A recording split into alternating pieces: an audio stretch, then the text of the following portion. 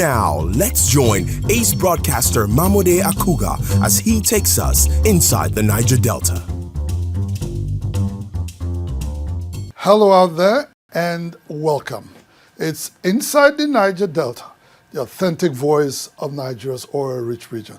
I'm your regular host, Mamode Akuga. Political and community leaders, alongside civil society organizations from the Niger Delta, are once again amplifying the call for a Nigerian constitution that grants more autonomy to regions and subnational governments, particularly in harnessing their own resources for the development of their people. This call formed a key part of discussions at the recent Constitution Review Stakeholders Town Hall engagements held by the House of Representatives Committee on Constitutional Review across states in the oil-rich region.